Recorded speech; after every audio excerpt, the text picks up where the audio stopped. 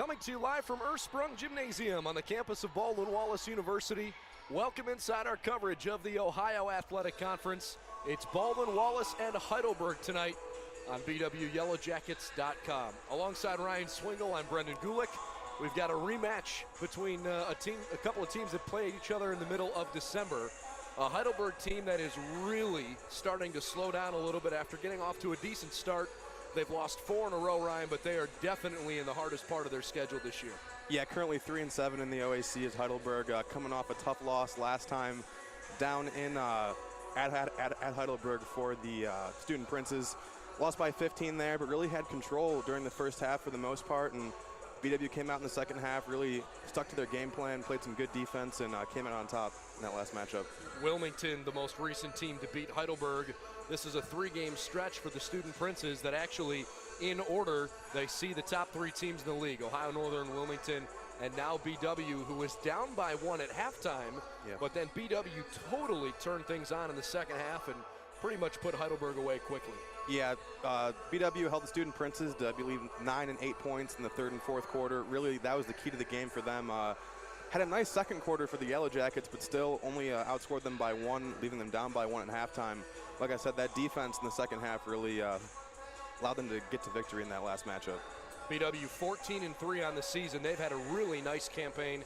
After an 11-0 start, they dropped 3 in a row, but have now won their last 3 in a row, including an impressive win over Muskingum in that game on Saturday afternoon. And it really looks like this team is starting to round into shape. Yeah, really a good couple performances here coming off that 3-game losing streak right in the middle of the season for the Yellow Jackets. Got off to a hot start against Muskingum. Really had control for the entire game for the most part. Up by about 15 throughout, and really easy win for the Yellow Jackets. BW playing well, but I think Sherry Harrer wants to see her group continue to do little things right. She's not concerned about who they're playing on any given night. Sherry's made it very apparent that this is a tough conference to win in, and that you have to do everything right every night if you want to keep putting up good results. And Heidelberg does present a good challenge tonight. Yeah, even though they're not one of the top teams in the conference this year, it's always a good opportunity to sort of refine yourself for once you get against teams like the Polar Bears of ONU and a couple other teams there at the top of the conference. But really what I'm looking for them tonight is to start off strong, because if you're not going to start off strong against teams like this, it's going to be hard to come back and win against teams like ONU. Last time they met, Mackenzie Colombo had a career-high 25 points in a win in Tiffin. Starting lineups when we come back. It's Heidelberg and Baldwin Wallace next on BWYellowJackets.com.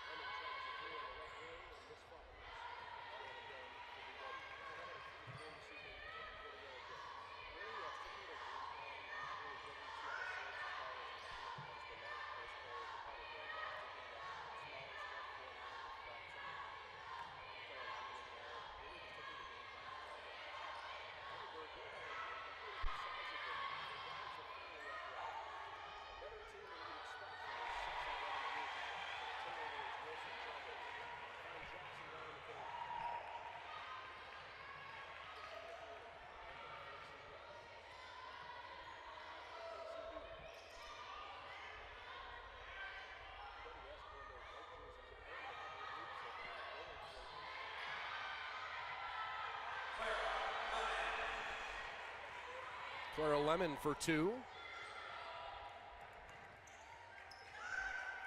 I apologize for the technical difficulties at the beginning of the broadcast. Baldwin Wallace, again, we'll just reset the starting lineup for you. It's Hughes, Clark, Fecht, Colombo, and Lemon. Heidelberg has Stiles, Dayvault, Jackson, Wilson, and Liberti. It's 2-0 BW after Clara Lemon's first basket of the evening, and just a minute and a half into the broadcast. Baldwin Wallace playing well lately. Hannah Fecht, part of that reason, but she misfires on a 3. This is a Yellow Jackets team that had a fairly big bump in the road. Nice move down the left lane, and Jackson scores Heidelberg's first 2 points. 11-0 start for BW was the best start they've had in slightly over a decade. Sydney Clark buries a triple. And then after losing 3 in a row to Mount Union, Wilmington, and the 14th ranked team in the country, Ohio Northern, Baldwin Wallace has strung 3 straight wins in a row together. This is game 3 of a 4 consecutive home game stretch. Of course, they'd won the first 2 against John Carroll and Muskingum. Jackson walked all over the place, and she finally got whistled for. So while BW is playing well, Heidelberg has dropped 4 games in a row, and it's been a frustrating stretch of basketball for a team that is playing the 3 premier teams in the OAC in 3 consecutive games, at least the way things have shaken out so far this season. Colombo in the right corner. Great crossover move. She didn't finish at the rim, even though Maddie Stiles fell for it. Stiles the rebound, and with a full head of steam, finally slows up. There's another travel. Heidelberg 3-7 on the season. They beat John Carroll, who's having a tough year. They beat Muskingum, who's actually having a pretty good year in conference, all things considered.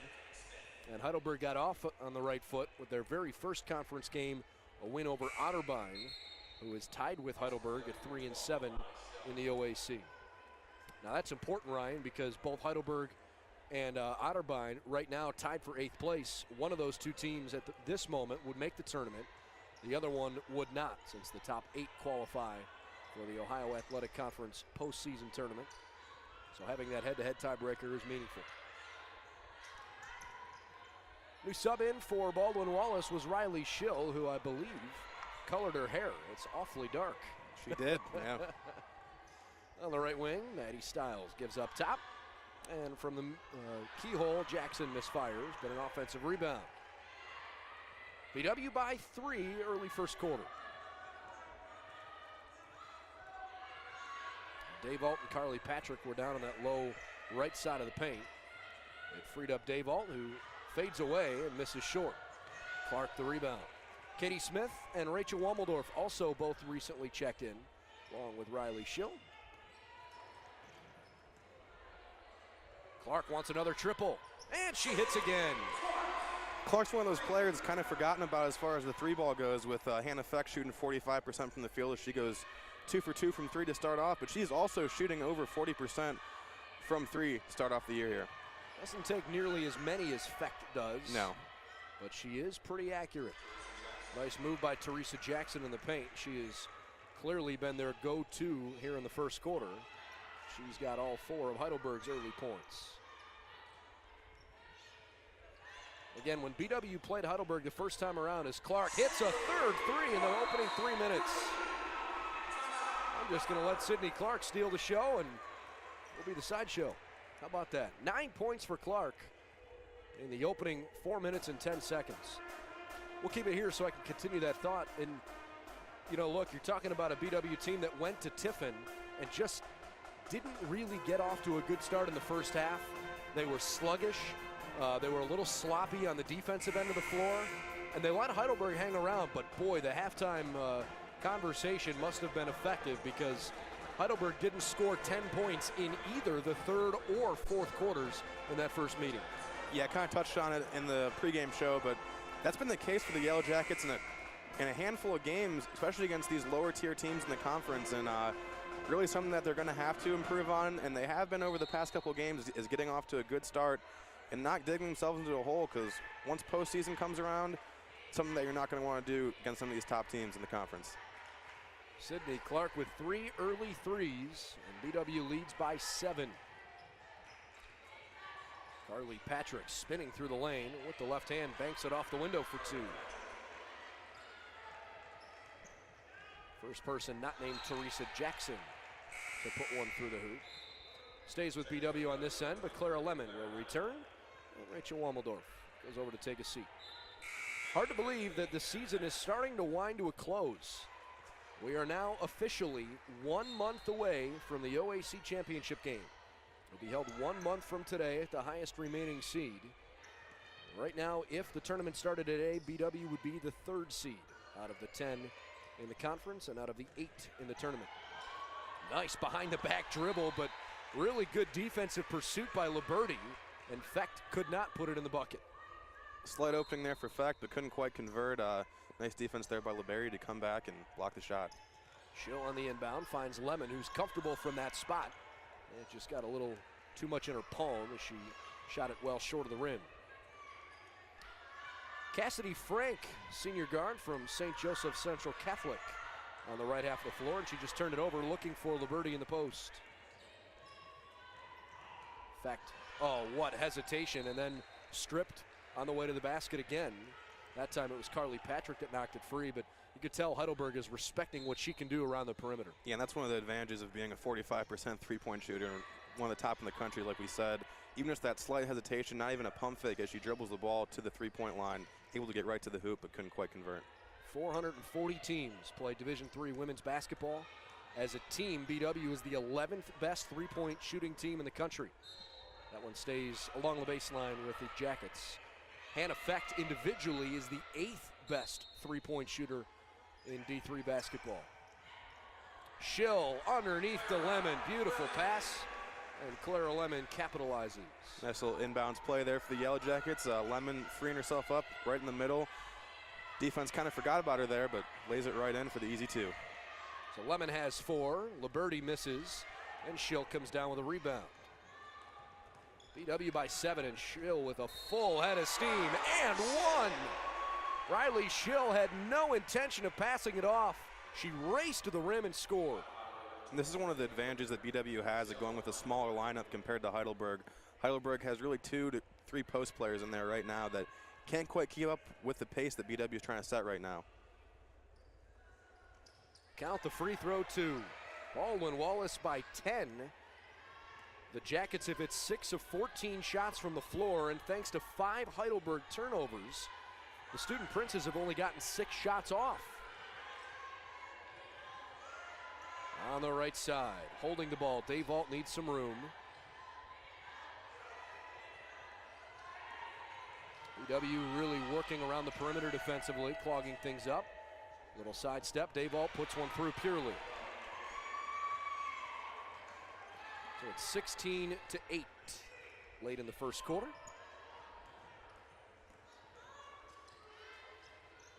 Schill over to Katie Smith, who had been in the starting lineup for a good chunk of the season until Hannah Fecht provided enough of a spark that she put herself in there. And Fecht misses long and left. But having Katie Smith come off the bench hasn't been an issue at all for Sherry Harrer since she made that decision. No, even in the second game that Hannah Fecht was in the starting lineup, got into early foul trouble with 2 in the first half, or in the first period rather.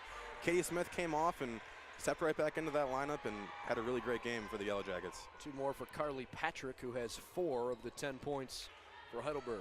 Fecht, an in-rhythm 3. It's so pure out of her hand, and it just missed off the back of the iron. Not typical start for Fecht, starting off 0 for 3 from 3 balls. We have a Cassidy Frank misses her 3-point attempt, and BW will inbound after 7 new players take the hard court. We'll just reset the lineups for you. It's Fecht, Colombo, Clark, Lemon, and Hughes. That's the starting 5 for Baldwin Wallace, except for the fact that now Lemon is going to leave the floor. Rachel Wammeldorf checks back in. Teresa Jackson has a couple early baskets. She's in there with Mariah Pearson, senior from Painesville Harvey, her first action. Carly Patrick stays in. Maddie Stiles is in as well. And Ayana Wilson over defending Hughes on the 3 ball. It's too short. BW by 6. Wilson denied the baseline. Jackson through the paint. It was well defended by Wammeldorf, but 6 consecutive points for the Heidelberg Student Princes. made it just a 4-point game. Clark has 3 threes already. She just missed one from close to the basket. It's Wommeldorf that got pushed out of her position underneath. Looked like she had the offensive rebound there. Really just got undercut on the backside by the Heidelberg defender and really had no opportunity to get that board. Good foul call by the officiating here tonight. This is Colombo from the left baseline. Short out of her hand. Rebound pulled in by Jackson.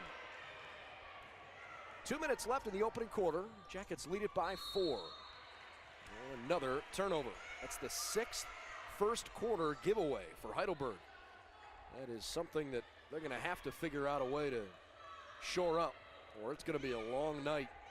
As a team, they're averaging almost 18 turnovers per game, but even by that mark, this is too many. Yeah. Casey Hughes, the point guard in the low post, and she traveled with the basketball. That's BW's first giveaway. And Hughes can really do some damage in the paint. She had a really nice game attacking the basket in the last matchup against Muskingum, and really look for her to get back to that tonight. Not so much a post-up player, but really off the dribble, she can do some damage in the paint. Kara Marshall makes her first appearance. Clara Lemon waiting to check back in. Good crossover from Stiles. And another takeaway. This time it's Marshall on the steal, controlling the pace up the floor. Colombo looking for Wommeldorf. Goes back to Hughes instead. Sydney Clark. Colombo with 10 to shoot, drives the lane, but it's an offensive foul. So going to be on Wommeldorf there. A little illegal screen action. Yeah. It's frustrating for Wommeldorf, though Colombo missed the shot anyways. And Colombo really had her open under the hoop about 2 seconds before that, but couldn't quite find her. Would have been an easy lay-in for Wommeldorf. Stiles and Wommeldorf leave the floor as Wilson returns for Heidelberg, and Clara Lemon is back in for BW. Final minute of action in quarter number 1. Step back Jay, and Dayvault missed it. Lemon was fouled as she tried to rip away the rebound, so it stays with BW.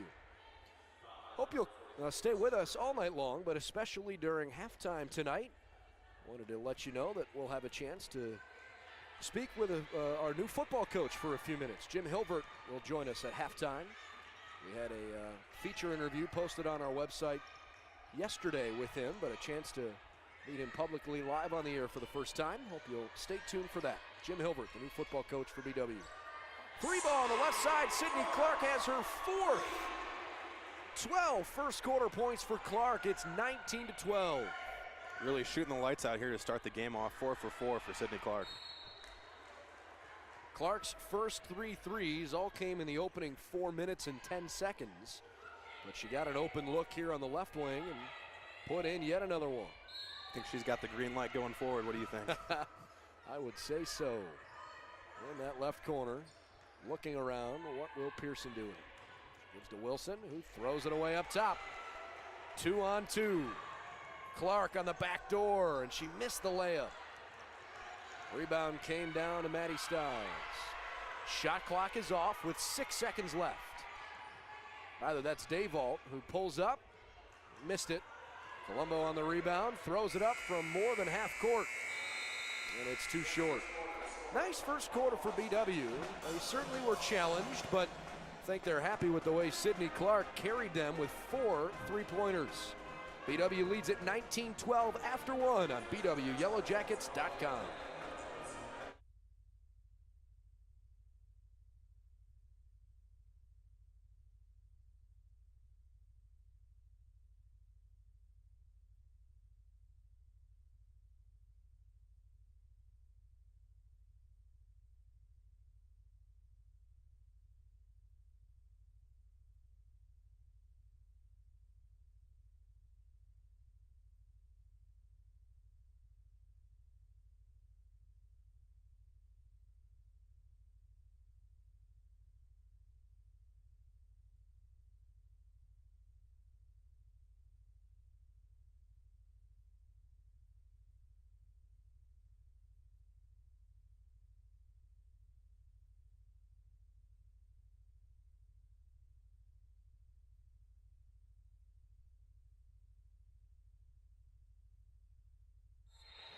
Start of the second quarter on BWYellowJackets.com.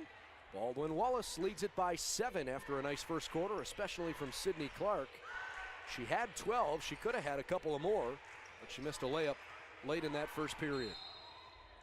Definitely.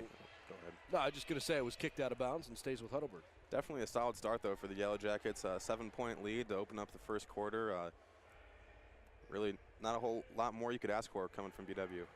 Shot the ball fairly well, took care of it. Only one blatant turnover, 2 total. And they shot the basketball 7 out of 22. Heidelberg efficient, but 8 first quarter turnovers is kind of their kryptonite right now. Good crossover from Jackson as she throws it to the left corner. Right back to Jackson. Clark defended it as well as she could, but Teresa Jackson proving to be a worthy opponent tonight. And now Heidelberg going to a little bit bigger lineup with 2 post players. Really look for them to work it into the post with that height mismatch over Clark, or in fact whoever happens to be guarding them. Well, fact isn't in the game, so. Jackson has 8. Carly Patrick has 4. Clara Lemon. Oh, I guess that one was not off of her most recently. A little surprising. Only other person for Heidelberg that has points is Maggie Dayvault. 2 points, 5 rebounds for the young lady. Really been a one-man wrecking crew so far for the Student Princes. Lemon turns around and missed an easy jumper. Nice drop step there by Lemon, but couldn't quite convert. Heidelberg hanging tough in a 5-point game. Katie Brickner at the top of the paint at the moment. This is Jackson feeding into the low post. Liberty back to the right corner as Stiles hoists a 3 and drills it. Defense collapsed on the post play there as the height mismatch required 2 defenders, leaving the corner 3 ball wide open. Easy score for the Student Princes. 2-point game. Heidelberg with a nice turnaround here the last several minutes, extending back to the tail end of the first quarter as well.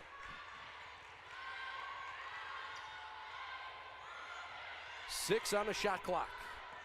Colombo bounces to Lemon for an open look, and it goes in. Even though she couldn't hit a couple of those to start off the game, Lemon really is comfortable from that mid-range and even occasionally a 3-pointer. It's really a nice tool to have being a post player. Brickner on the right wing, passes toward the corner for Stiles.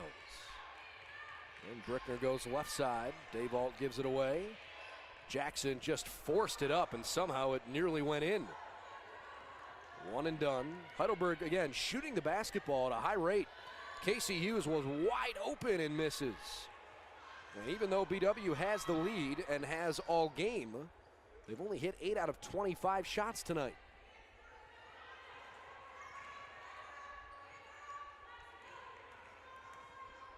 Good move by Stiles. It was flat out of her hand and Lemon rips it free. Nice blow by there by Stiles, but really not the best shot as far as effectiveness goes. That was good defense against Colombo, who is awfully agile. Clark blows right by Jackson and misses from right under the basket. Another missed layup by Clark. That's 2 for her so far tonight. 4 for 4 from 3, but really needs to start converting a little bit more efficiently. Well, especially when she beats a defender off the dribble the way she has. Yeah. Stiles. Dayvault pulls up a step inside the arc. No good. Lemon got bumped, but apparently not enough for a whistle. Have not had a foul called in the second quarter so far on either team. Colombo considered the 3 and then bounced it to the corner. Kara Marshall let it fly. Too short. Really not very efficient scoring-wise tonight for the Yellow Jackets. Really relying on the 3 ball, but fact is has not made one yet, and really besides Sydney Clark, the 3 ball hasn't been there for the Yellow Jackets. Well, BW's only scored 2 points in the second quarter. Underneath, Jackson into a double team. Put it up anyways, off the back of the rim. You could tell the pace is slowing down a little bit. Both teams feeling a little winded. Haven't had a stoppage in play in several minutes. Colombo cutting to the basket, redirects to Marshall. Casey Hughes was wide open and slung it down to Lemon, and she was fouled just barely. Liberty caught her on the wrist. Two free throws coming. Really good job of that extra pass by Casey Hughes. Like you said, had the wide open 3-ball, but found Lemon for an even better shot. Unfortunately, she was fouled and couldn't convert, but she'll have an opportunity for 2 here at the line. Liberti with her second personal as Clara Lemon puts in the first free throw. BW's lead was cut to 2 at 19-17. We'll see if Sherry Hare goes a little deeper into her bench. Looks like Megan Schubert is just about ready to check in. She'll do so for Lemon. Started coming on the floor early, and now she can enter. Yeah, and with Warmeldorf being in a little bit of foul trouble here, you're going to have to see BW go to their reserve post players in Schubert and maybe even Courtney Cruz. Smith, Colombo, Schubert, Fecht, and Schill, the 5 out there for BW, with a 23-17 lead in the middle of the second quarter. Patrick dribbling with her head down, and she got a foul called, even though she almost traveled twice. Carly Patrick heading to the free throw line, 5'8" senior from Norwalk.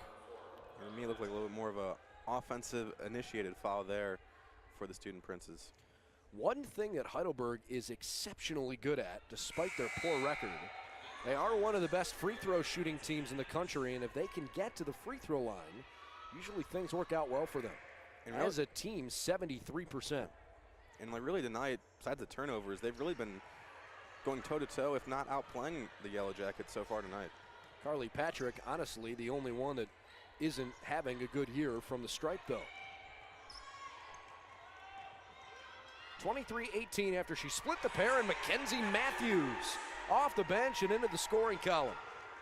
Really nice take there by Matthews, a smaller guard able to slice and dice her way into the paint. Really nice finish there by Matthews.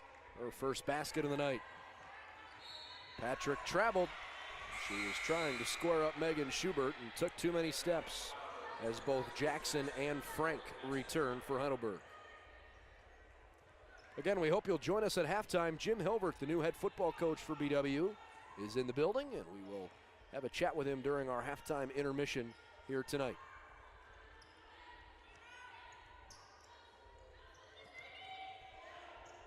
Mackenzie Matthews almost banked home a dead-on 3. The pinball rebound stays with BW, and it's Fecht unable to convert. Fecht still scoreless here tonight. 0 for 4 from 3 for Hannah Fecht. BW is just not shooting well at all. 32%. Considering they've forced 9 turnovers. That one's up and in from Jackson. They've only scored 4 points off the 9 giveaways. Katie Smith couldn't be more open. It's just not going in for BW. And a jump ball. Nice hustle play there by Hannah Fecht. Even though she's not in the scoring column and not shooting particularly effective tonight, she is still able to come up with that hustle ball and keep possession for the Yellow Jackets. Sydney Clark leads all scorers with 12. All 4 3-pointers have gone down for her. Lemon 8 points, 5 rebounds. Those are easily the top 2 performers for either team at the moment. Teresa Jackson has 10 and 5 as Hannah Fecht finally gets one to go in. And she did have a slight opportunity for 3 there, but starting off 0 for 4 tonight for Hannah Fecht, able to drive in the lane and get the easy layup. Blocked by Schubert. Stays alive on the baseline, and Jackson comes away with it again. Heidelberg once more. Great drive and right-handed hook shot from Dayvault. Up and in.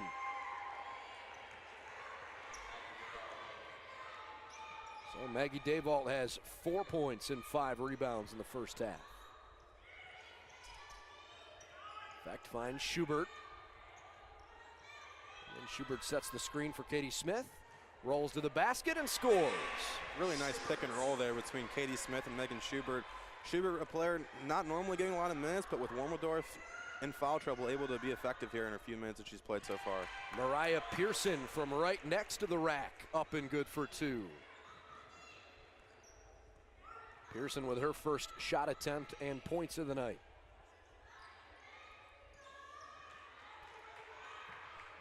BW hoping to close the first half on a high note. Schubert wants 2 more, and it rolls in for her. Finally, some of those close shots are starting to trickle on down for BW. Early in the game, that was not the case. And with Heidelberg going small, Schubert has several inches in a height mismatch there for the Yellow Jackets. Really effective so far. Davalt's triple off the mark. Carly Patrick the offensive board. Back to Davalt once more. Teresa Jackson sidesteps Riley Schill and puts it in.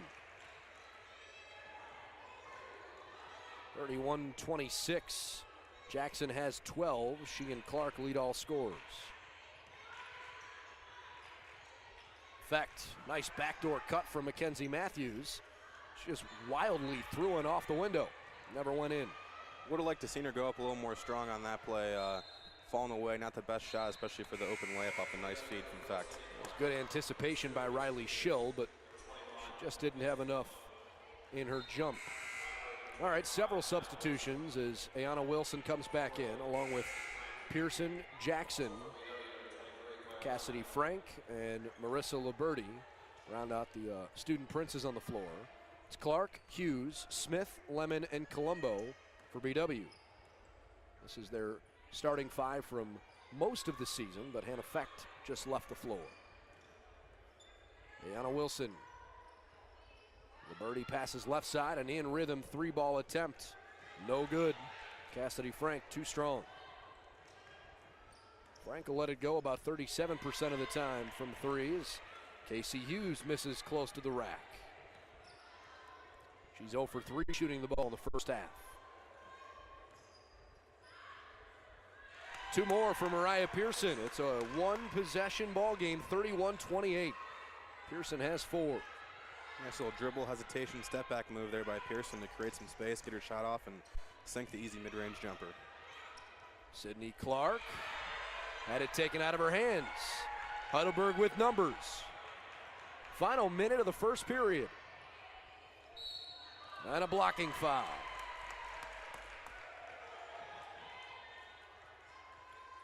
I said first period, I really meant first half, as Heidelberg tries to close this first half in an effort to tie this game up. They've got a chance, though at the moment, still a little short. First shot up and good. So Jackson continues a nice effort. She's got 13 and now leads all scorers. A couple subs here as Wammeldorf replaces Lemon. Pearson leaves the floor.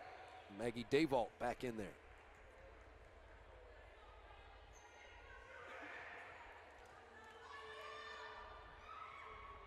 Jackson one more, and she got it. 1 point game. Heidelberg playing well tonight despite a plethora of first half turnovers. 8 in the first quarter, only 1 since then, and they've gotten back in it. And we've kind of touched on it before, but only 4 points off of those turnovers, really not helping the Yellow Jackets as far as cementing that lead. BW's been challenged. They've got 5 to shoot here. Casey Hughes for 3. Too long. And Heidelberg will have a chance to take the lead going to the locker room.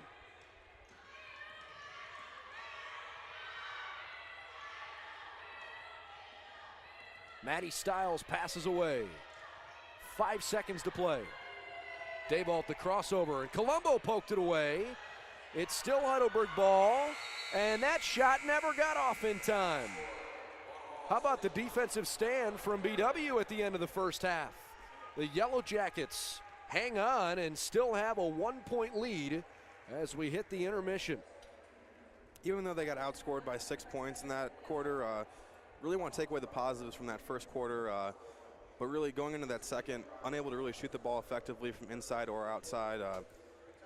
The 3 ball is normally there for the Yellow Jackets, and they've honestly been kind of given that shot throughout the entire game. In that second quarter, unable to hit from 3, and really one of the main reasons why they're only up 1 now. It was anything but a clean first half, but the Yellow Jackets have a 1 point lead at the intermission. We'll take a timeout. We'll come back and we'll have 2 halftime segments. We'll recap the first half with some stats for you, but we will also visit with new BW head football coach Jim Hilvert. We'll enjoy having a chance to chat with him for the first time on the air. Halftime, and BW leads by 1. Back in just a moment on BWYellowJackets.com.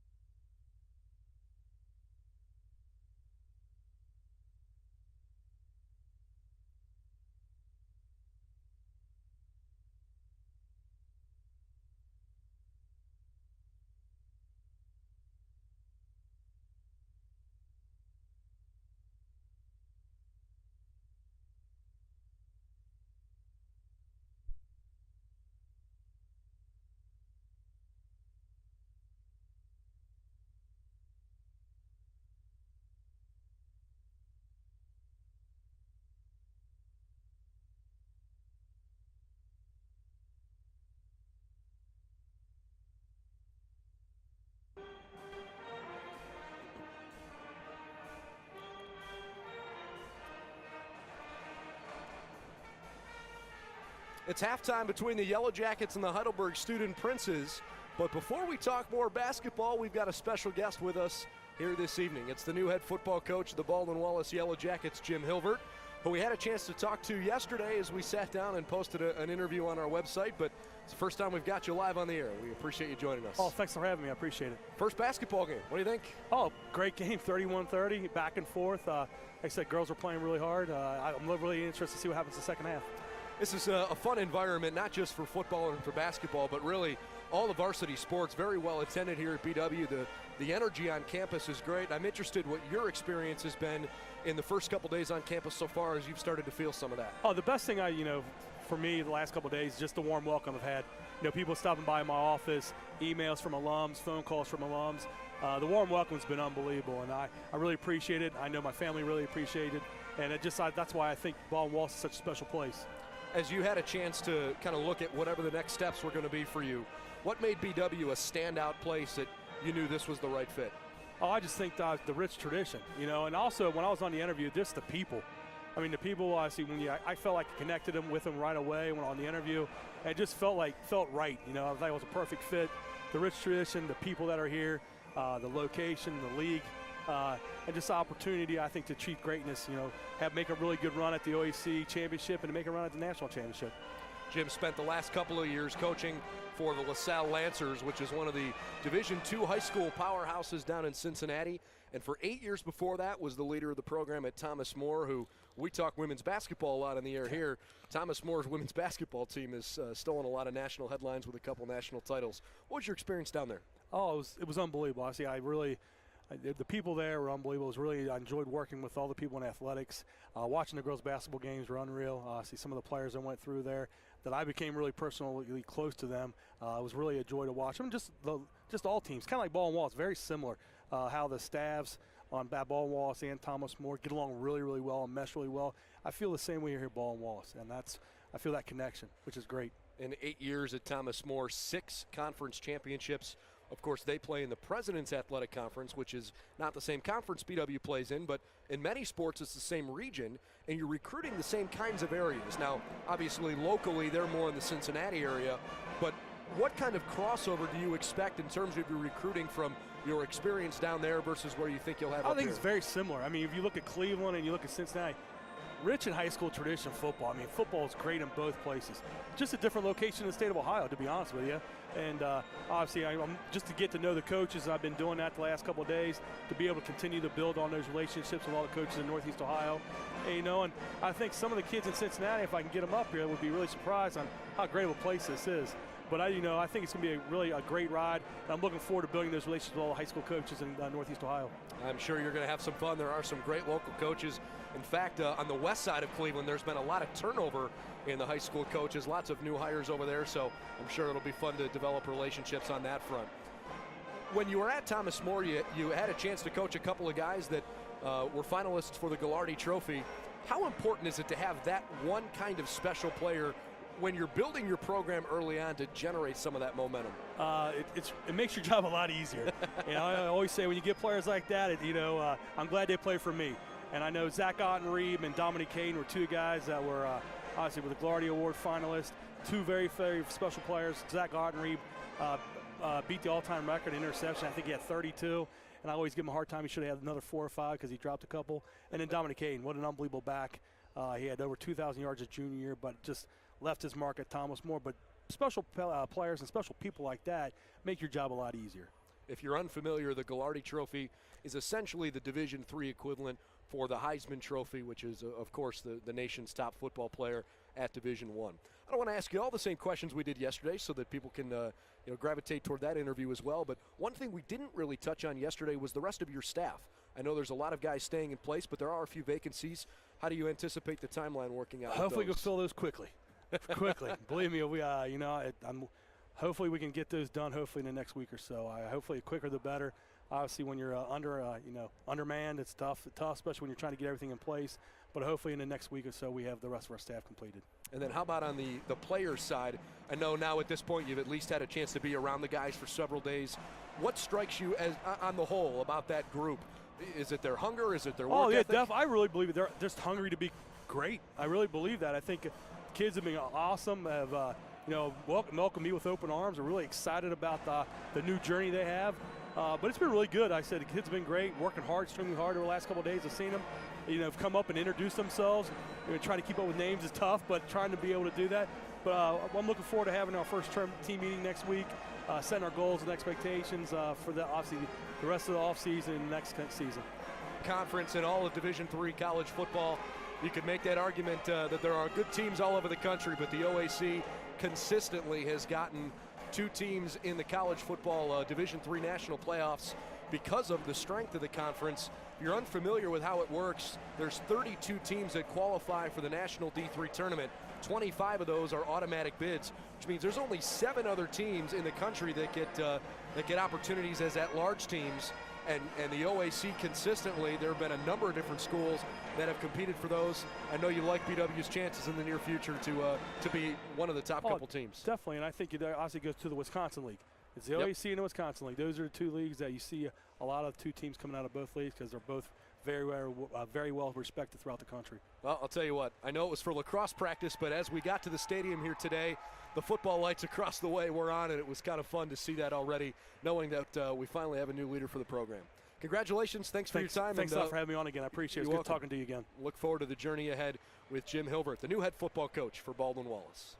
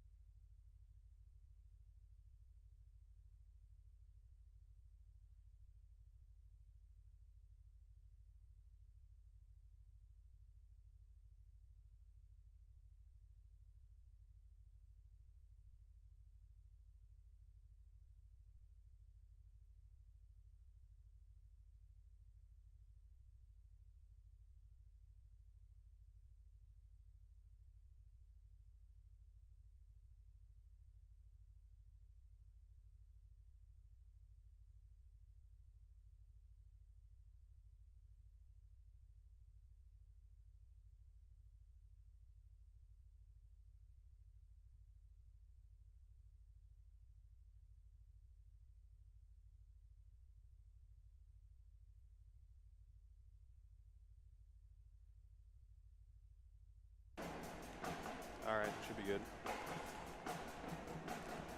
Well, we appreciate Jim Hilbert stopping by, but let's talk basketball since that's the reason for the broadcast here tonight. Heidelberg put together a nice first half. They shot the ball 50% against a typically pretty good BW defense, but it's the Yellow Jackets who lead the game 31-30.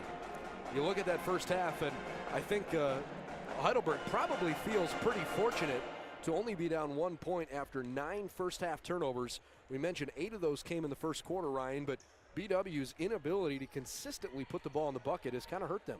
Yeah, 9 turnovers, but BW only capitalizing to get 4 points off those turnovers, and that's huge right now.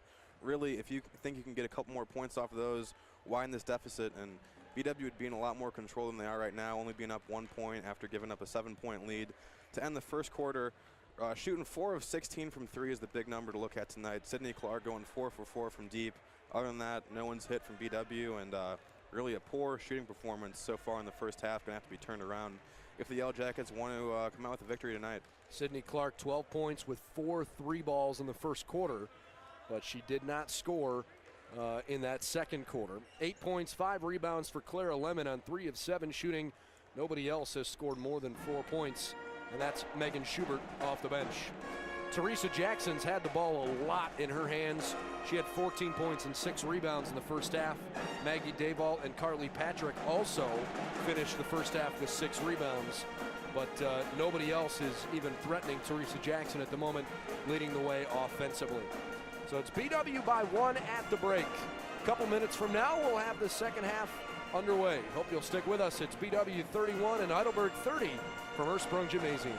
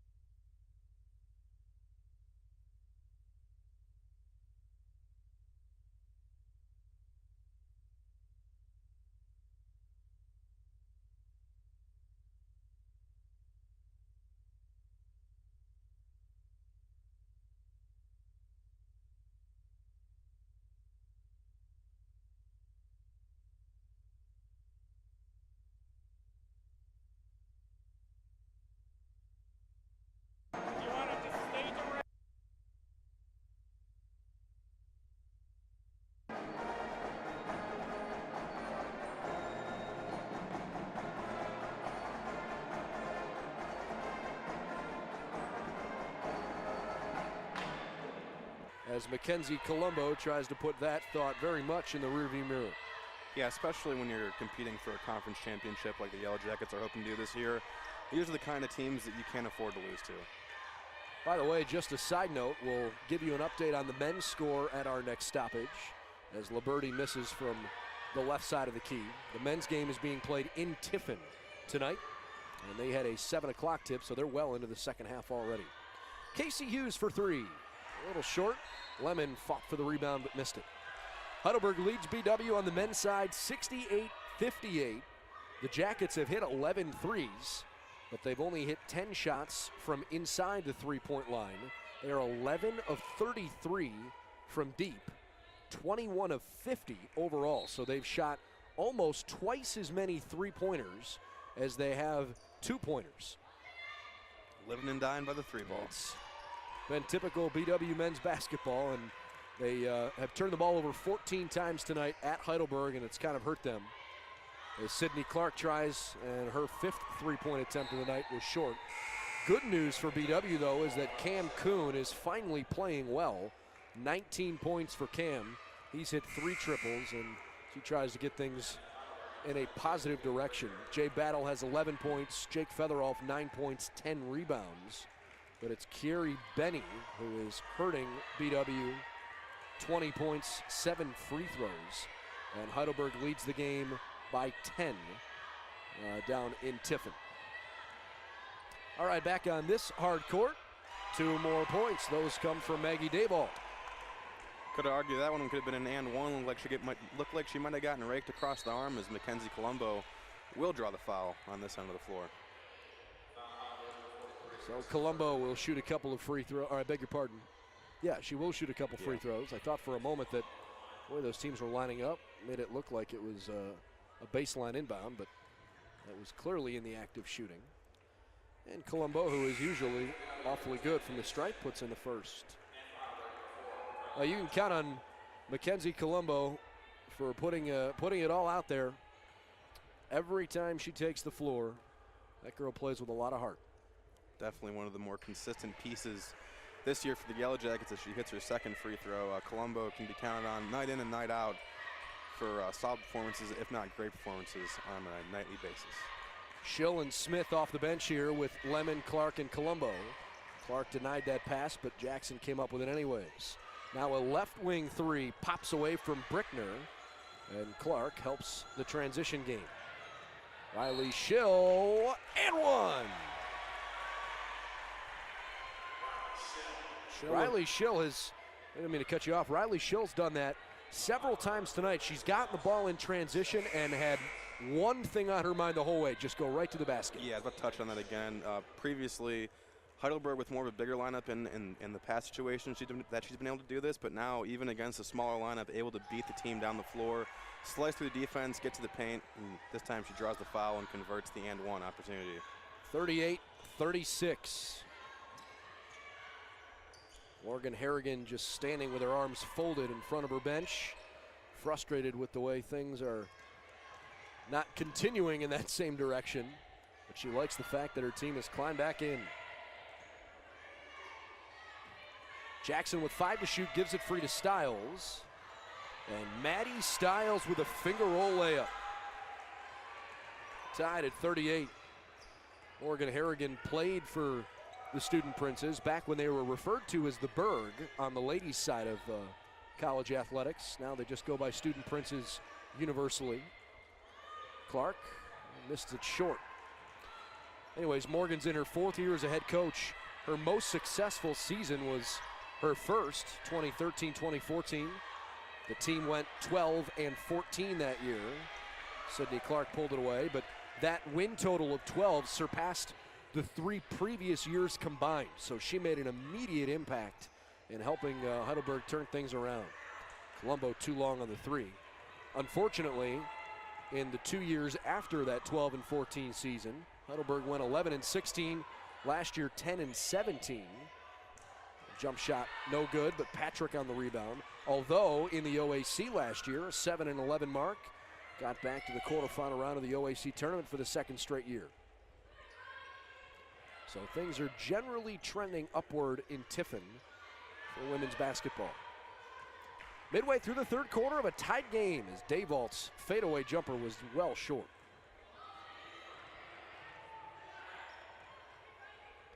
Colombo dribbles to the top of the arc, but she got fouled. She really had Schubert open on the backside post there. Pick and roll action, goes left, no switch, both come over the top of the screen, and Schubert was wide open for an easy lane had Colombo seen her. Just a couple other things on Morgan Harrigan. 2 years ago, they ended 2 lengthy droughts in the program when they beat Wilmington for the first time since 2001. Schubert with the left hand, no good. And they beat Capital for the first time since 2008. Those are typically 2 of the better programs since the turn of the millennium in the OAC. And with a win over, at that point, 19th ranked John Carroll. It was the program's first win over a nationally ranked opponent since 2004. So Morgan Harrigan has changed the culture of the program in Tiffin for sure. Mackenzie Matthews banging around as she tried to grab her own rebound, but fell short. This year, Heidelberg 6-11, a 3-7 mark in conference play. trying to avenge an early season drubbing at BW's hands as Cassidy Frank's three pops free, no good. Heidelberg's dropped 4 in a row. BW with 3 consecutive wins as Carly Patrick arm checked in effect. Conference wins this year for Heidelberg over John Carroll, Muskingum, and Otterbein. They've lost to Wilmington twice. This is the second go-round against BW. Fell short at Mount Union. They lost to Capital and Marietta as well. All right, new faces out on the floor as Tiffany Bentler checks in for the very first time this evening. Schill off the inbound goes to Fecht. Smith, Lemon, Bentler, Fecht, and Schill, the 5 out there. Smith for 3, it's a deep one, and it missed to the left-hand side. BW's inability to shoot with a high percentage tonight just haunting them. Yeah, and still the only 4 3-pointers made for the Yellow Jackets are those 4 in the first half by Clark. No one else able to hit from 3 so far tonight as they go 4 for 20, shooting 20% right now. Another turnover. That's the first of the second half by Heidelberg. Well, give the Student Princes credit. 8 first quarter turnovers, 2 in the 17 minutes since then. Katie Smith got tripped and she hit it hard. Seems to be okay. She pops back to her feet. Heidelberg is also dominating on the glass, out rebounding BW by 11 tonight.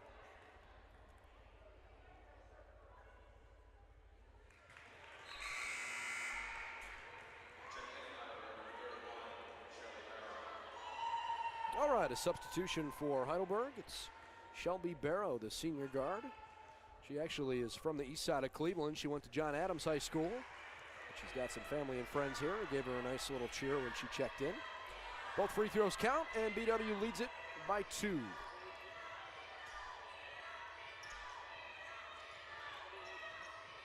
Who's going to step up and make a big stop for the Jackets? Mariah Pearson looking for room on the left. Forced up an awkward looking shot. She got fouled.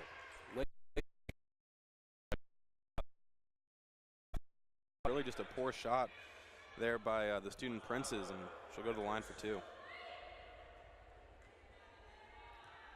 So 2 free throws for Pearson, and it's her first opportunity from the stripe tonight. And the first one counts. If you're joining us a little bit late, I'm Brendan Gulick alongside Ryan Swingle. Glad to have you on board tonight. I hope you enjoyed our halftime interview with new head football coach Jim Hilbert. We are all tied at 40 after both free throws. If you missed that interview, this broadcast will be archived at the same link after the game. And if you'd like to see the introductory interview with Coach Hilbert yesterday, we had a sit down with him in the locker room of the football stadium. You can check that out on bwyellowjackets.com under the football tab. Working around the perimeter, Schill with 8 to shoot. Pulls up from 18 and missed it. Katie Smith had the offensive rebound in her hand. She lost control and it becomes a jump ball. And it becomes Heidelberg basketball.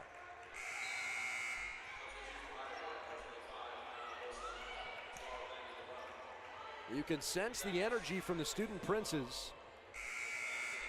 It's almost like BW's walking on eggshells a little bit. Yeah, really not comfortable in any of their offensive sets in the second half.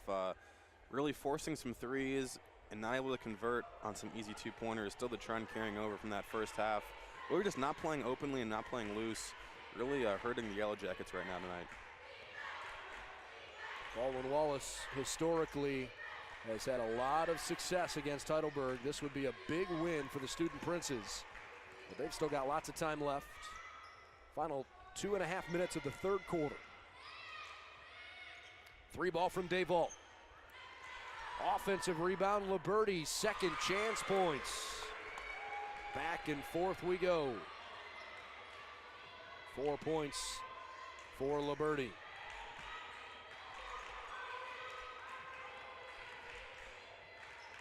Riley Schill off the handoff. Sarah Marshall traveled before going to the hoop. BW only with 5 turnovers tonight after coming off a 20 turnover performance 2 games ago against John Carroll. Really taking better care of the ball over these last 2 games, but still, as you can see, down by 2, not helping them tonight. Heidelberg's biggest lead of the night at the moment.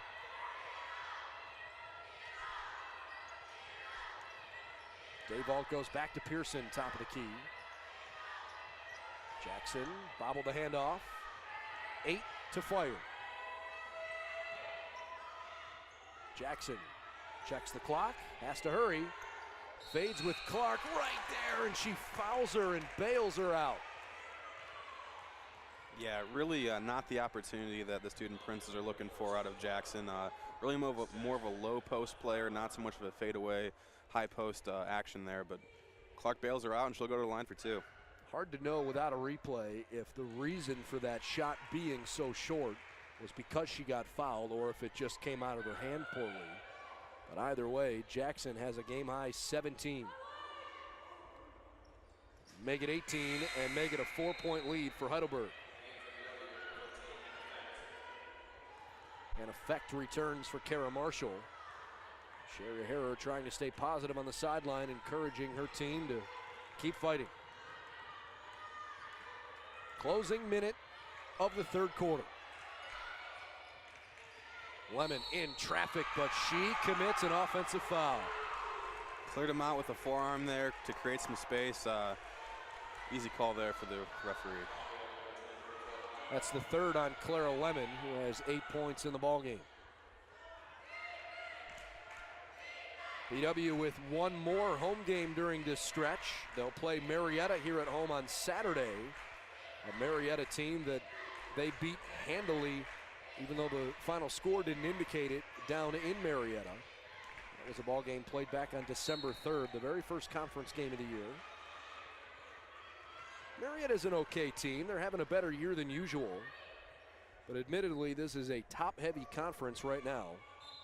Ohio Northern, Wilmington, and BW, the top 3 teams, have combined to lose 5 games entering tonight. That one deflected out of bounds. Muskingum in 4th place at 5-5. You got 3 teams at 4-6, 2 at 3-7, and then John Carroll at 2-8.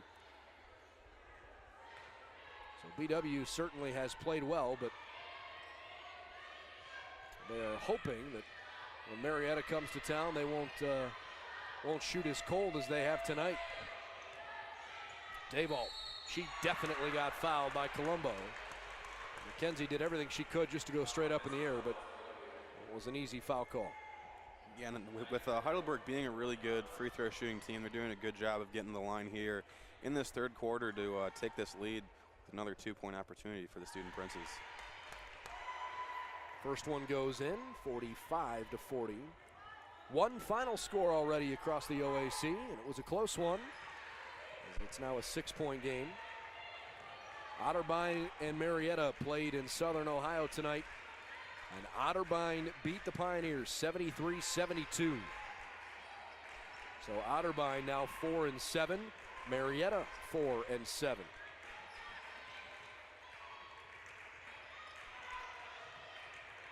Left corner, Fecht for 3. You betcha. Finally, somebody other than Sydney Clark puts in a 3-ball. Hopefully that's something to break this cold spell for the Yellow Jackets. Like we said, the first 3-pointer from someone not named Sydney Clark. Hopefully that can be a trend going into the fourth quarter. Pearson forced it after great defense from Hughes. Hughes tripped over Colombo's foot, her own teammate hurt her. Closing seconds of the quarter, Fecht launches too strong. After 3, it's the surprising score of the night across the conference. Heidelberg 46, Baldwin Wallace 43. Fourth quarter coming your way next from Berea.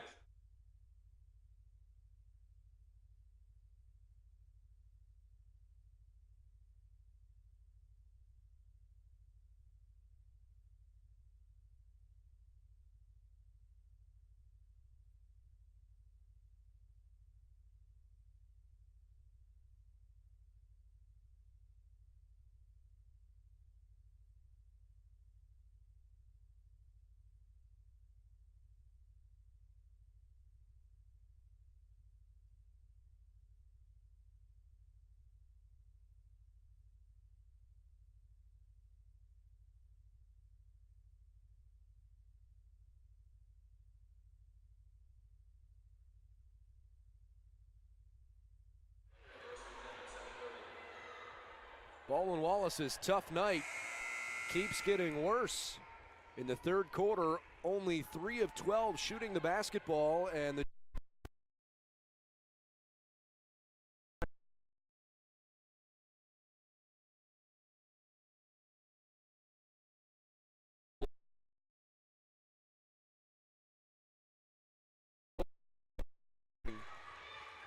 BW has hit 15 out of 50 tonight. Yeah, and that stat line right there is really the story of the game. You can't expect to shoot 30% from the field and win a whole lot of games. We talked about it during the break when we were off the air.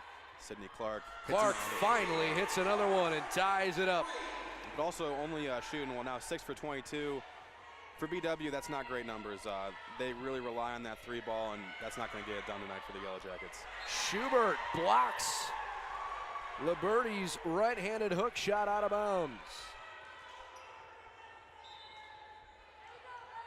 Sydney Clark, 15 points. That was her first 3 since the first quarter. All tied at 46. Fecht hit one late third, and then now Sydney Clark. Give and go from Stiles to Patrick for 2 more.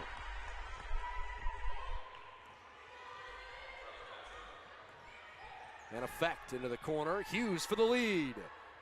Just too short. Carly Patrick runs down yet another rebound.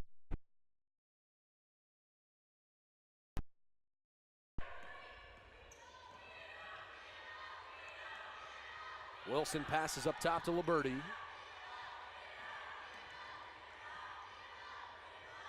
Looking for Liberty in the low post. A pretty awful pass, unfortunately, there from Stiles. Maybe she expected Liberty to roll to it. Hughes again for the lead. Too short. Clark gets it back. Second life. Colombo fouled hard. Open in the corner for a easy 3-ball opportunity, but with the way things have been going tonight, really not a bad option either to go to the line for 2. Who wants it more tonight? Baldwin Wallace does not have their A game by any stretch, but they're hanging in there as Colombo goes to the line.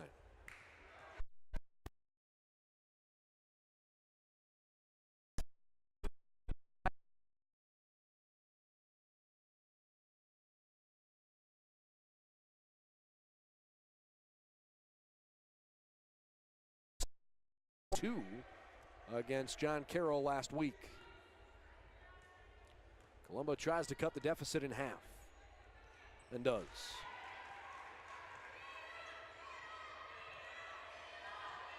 One-point game, still early in the fourth quarter. Pearson finds Jackson wide open in the middle of the key. Nice drive there by Pearson to find Jackson, collapse the defense in the drive, and Jackson was wide open right in the middle of the paint for an easy jump shot. Clark pulls up and gets the shooter's roll. Good to see somebody getting a friendly bounce on the rim tonight. It's the first non-3-point shot that's gone in for Sydney Clark, who leads the team with 17. And Clark is really effective driving to her left, pulling up from mid-range and able to hit that jump shot. Pearson throws up an acrobatic look and got hacked. Riley Schill gets hit with her first personal. All right, we mentioned that Otterbein beat Marietta. So now there's 2 teams tied at 4 and 7. Capital and Mount Union, both 4 and 6 entering the night. Late third quarter, Mount Union's beating John Carroll by 6. Capital trails at home at halftime by 4 to Muskingum. It's 52-49 after the free throws. We'll step aside during this timeout and bring you more scores when we come back. Mid-fourth quarter in Berea.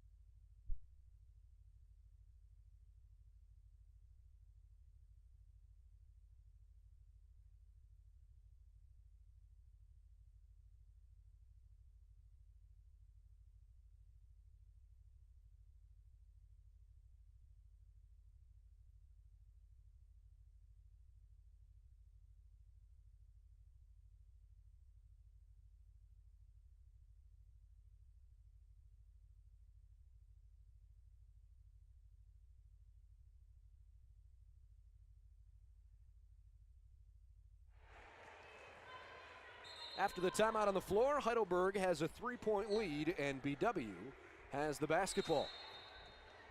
It's been an evenly matched fourth quarter so far. Both teams have hit a couple shots from the floor. Some interesting scores to send your way from around the conference. We'll do that at our next stoppage.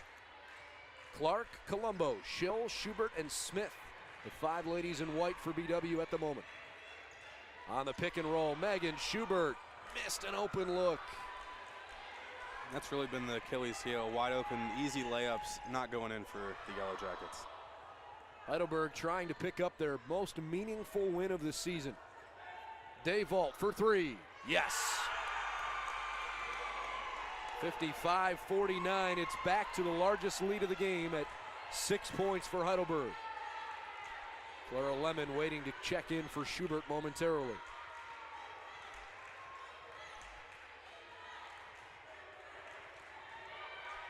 Clark for 3. No good. Dayvault gets another rebound. In and out for Clark, almost had her 6th of the night. That was Dayvault's 7th carom to go with 11 points. Teresa Jackson with 20, and you can make it an 8-point game as Sherry Harrer wants a timeout.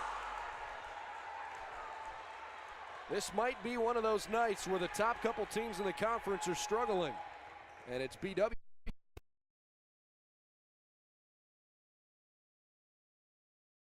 They see her playing tonight. Ohio Northern is at Wilmington, and in almost the beginning of the fourth quarter, it is 3 minutes left in the third quarter, folks. Ohio Northern is winning 30-27. The 14th ranked team in the country. Ohio Northern is one of only 8 teams that is still undefeated. They've got a 3-point lead, but they're shooting 23%. Ohio Northern hasn't hit 10 shots, and they've played 27 minutes. Keep our eye on that one. It's basically the end of the third quarter at John Carroll. Mount Union leads the Blue Streaks 49-43, and Capital has a 45-44 lead over Muskingum at games in the middle of the third quarter. So some interesting games around the conference tonight. Ohio Northern reigning OAC champion in the regular season the last couple of years, as a matter of fact. So hard to go 18-0, but they did it 2 years ago. 3 to shoot for Clark. She gets it off in time and puts it in. Talked about it earlier, but that just to the left, top of the elbow, mid-range spot for Clark is one of her favorite spots on the court, and she's extremely effective from that pull-up range right there.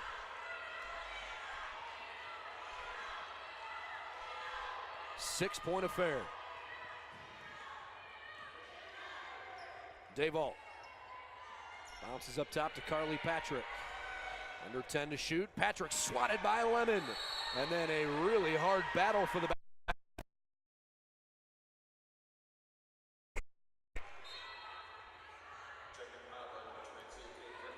That was no joke. She basically came down on top of her. Yeah, really a hard-fought battle, and then a jump ball, and we'll stay on this side of the court with Student Prince's basketball.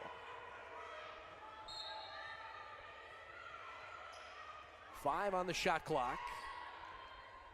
Feck defends the inbound to the right side. Stiles has to hoist. That was nowhere near the rim, but the freshman guard had no choice but to throw one up. BW wasting no time coming back up offensively. Really pushing the pace here now. Riley Schill back to Colombo. Schill pulls up, top of the key, off the front of the iron.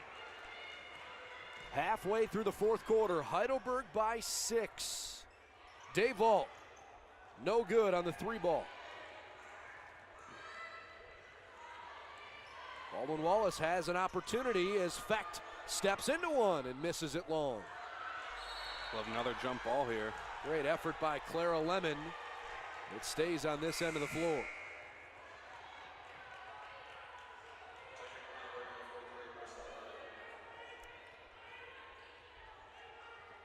Actually, I think the referee originally pointed the other way, but it's definitely on this end. We just had a jump ball a moment ago, didn't we? Yeah. I'm not sure what I'm missing here. Heidelberg. You know what? I don't think they turned the arrow on the other table. We just had a jump ball a moment ago. And it went to Heidelberg. Yeah, Heidelberg just received a very fortuitous break. Interesting development there for sure, especially in a tight game like this one. Surprised that nobody caught it. Yeah. All right, Jackson from the right elbow. 6 to shoot. Here come the Jackets. 3 on 2. Fecht, dangerous. She airballs it long. Clark crashes the offensive glass. The shot clock never should have reset, but it did, and so they'll have to make an adjustment.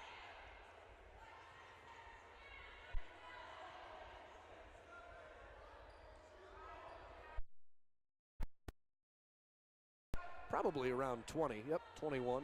Yeah, quick shot there on the last possession, and looking to get underway here again. Brendan Gulick and Ryan Swingle with you. 6-point game as Heidelberg tries to pull off the upset win on the road.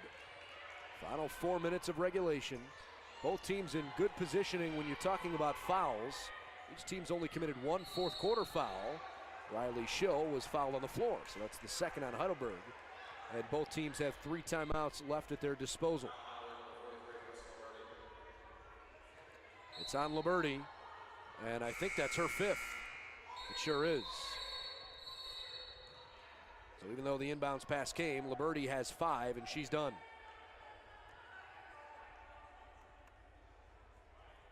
This has been a challenge at times tonight, especially.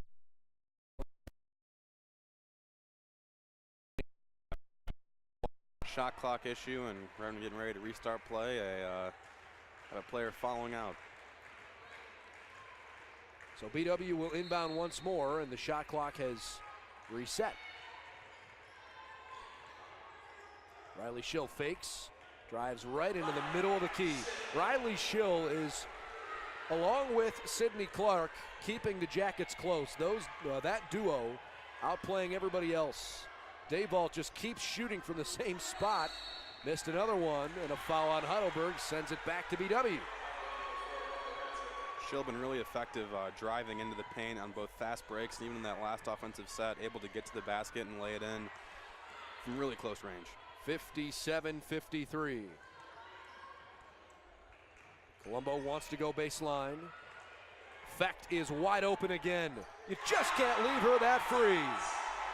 Finally makes Heidelberg pay. It's a 1-point game. And even in a cold shooting night for Fecht and the team in general, you just can't leave her that wide open. One of the most dangerous players in Division III from 3, and capitalize on that last Kate Brickner, too long. Clark grabs the rebound, and BW could take the lead back. It's a 7-0 run, and Fecht misses the triple. BW has scored the last 7 points since calling that timeout 3.5 minutes ago.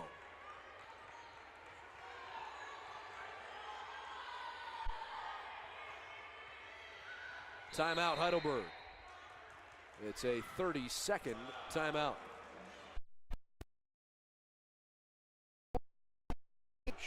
Back in a moment in Berea.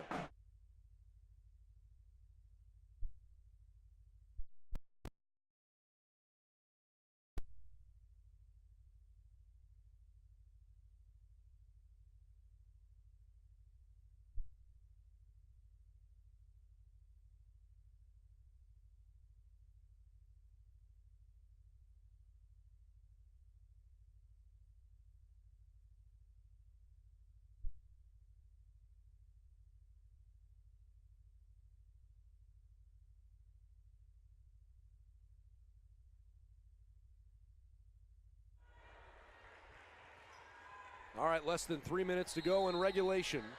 Baldwin Wallace trails by 1. Heidelberg's gone cold from the floor the last few minutes, but they have consistently been right there all night with Sherry Harrer's 14 and 3 Yellow Jackets. That shot went over the rim entirely from Stiles. Colombo in transition, off balance, and she banks it home. Really just a great two-ended possession there by Colombo. Great defense to force the layup on the defensive end. and really a great transition opportunity for Colombo on the offensive end. She's only got 7 tonight, but that's a big one. BW has the lead back, part of a 9-0 run. Jackson and 1. Tough break for BW. Lemon looked like she was well outside the circle, but apparently didn't have her feet set. And Clara Lemon has 4. Yeah, obviously looking for the charge there was Lemon, but unable to get it, and now we'll go to the line for an and 1 opportunity. Teresa Jackson, 22 points on the night, and now she's got 23. She's had a really good game. One of the best games of the year for Jackson, unquestionably. And a foul committed on the interior of the floor. That one will be on Jackson. All right, just her first.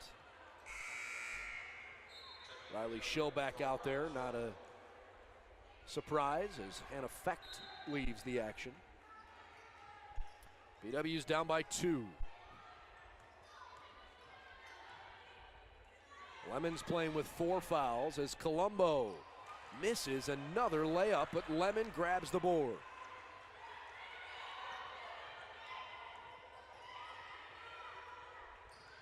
Colombo. Under 2 minutes to play. To the rim, and we're tied. Colombo, the senior leader on this team, really taken over in the 4th quarter, just like a senior leader should do. And without her, it'd be hard to say if the Yellow Jackets would be in the position they are to possibly win this game right now. Dayvault goes to the right side, and here's Wilson.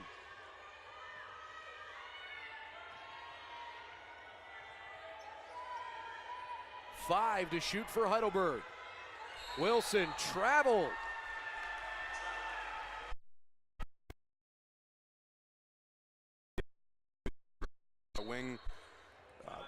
Wing guards, whatever you want to call them, and really a good defensive possession there, causing the travel and opportunity to take the lead here for the Yellow Jackets.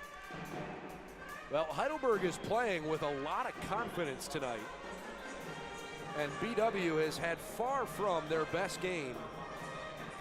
The Yellow Jackets have missed 2/3 of the shots they've taken, and after a terrible first quarter from Heidelberg, they've protected the basketball so much better. They had 8 turnovers in the first quarter and only 4 the rest of the game since then. Obviously, Teresa Jackson's had a superior effort tonight with 23 and 8. BW's got 19 from Sydney Clark. Mackenzie Colombo now raising up the 2 rebounds, 4 assists for her. Riley Schill's played well. It's just been a bad shooting night for Hannah Fecht, who's hit only 3 of 13 shots and 2 of 9 from behind the 3-point line. Clara Lemon, 8 points, 8 rebounds, but she is playing with, well, the official stats say that Clara Lemon has 3 fouls.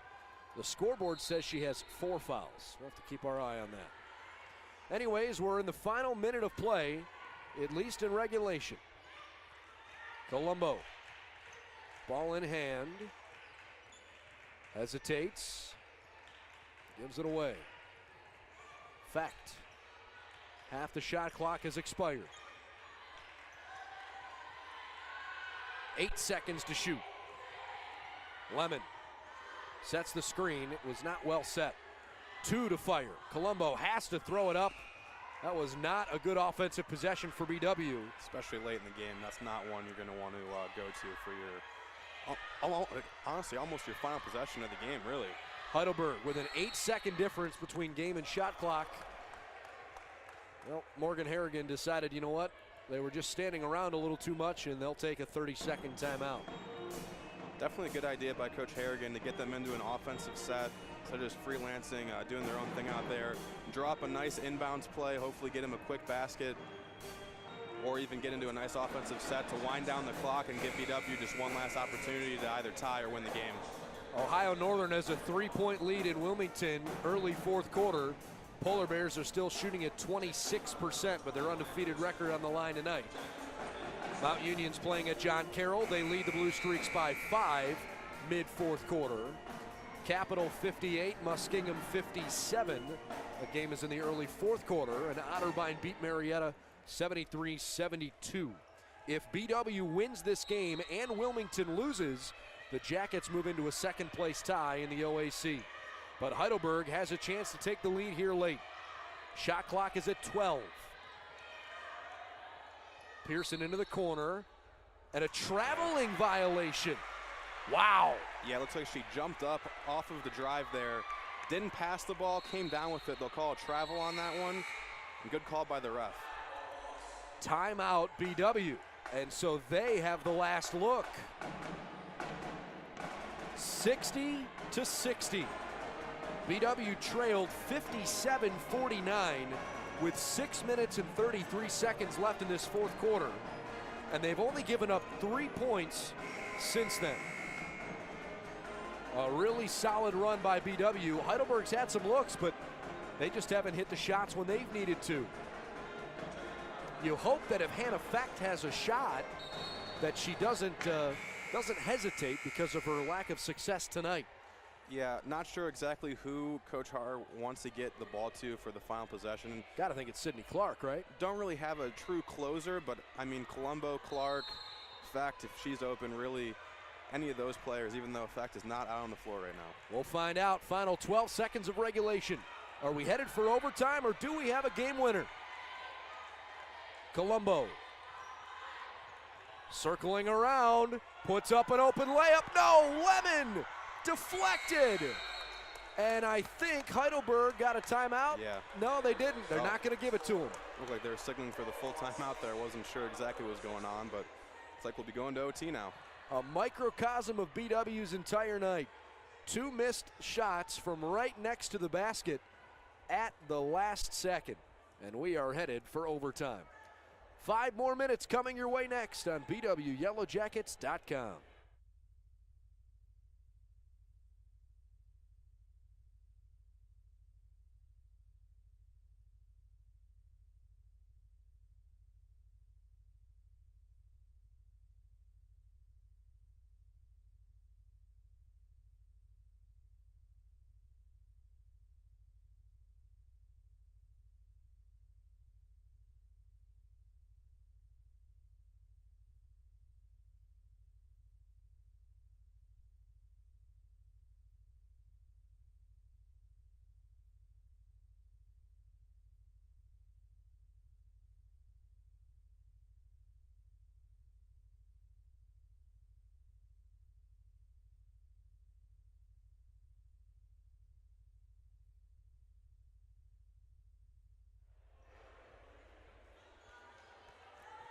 We are tied at 60.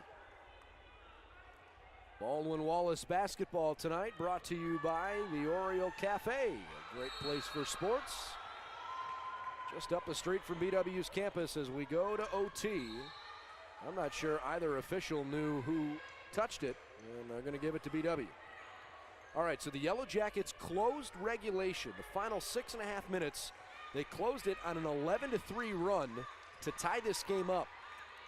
But both Colombo and Lemon missed from near the basket, and so we are in extra time. BW's won 3 in a row. Heidelberg's dropped 4 straight as Clark's jump shot missed. She leads BW with 19 points tonight.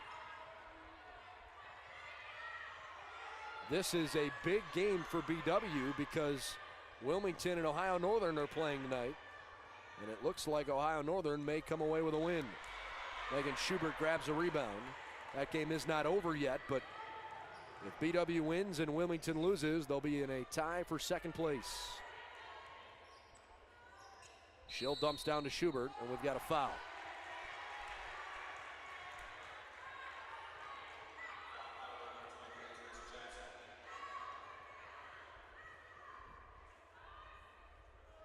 Don Jackson, just her second. So Megan Schubert with 2 free throws, and the first is good. That's Baldwin Wallace's first lead in a long time. Yeah. They haven't led this game since it was 40-39. They've got a 2-point edge. 6 for Schubert. The other couple points have come on layups. Teresa Jackson got away with a walk, and she's going to shoot one from the free throw line. Tough break. Jackson took an extra step, but it wasn't called. Katie Smith leaves the floor for an effect. And even with the length of Schubert, not exactly the most effective defender or paint stopper that the Yellow Jackets have, really getting taken advantage of there in the post. Jackson fires the free throw through. She's got 26 points. Wilmington has the lead once more. We're in overtime with just a few minutes left. Colombo.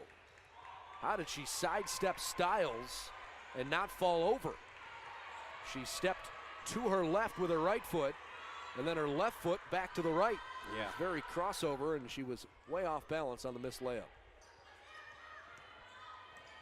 Dave Waltz had a good game. She almost turns it over sloppily there. Dwindling shot clock. Jackson fakes, spins, needs some help, and a turnover.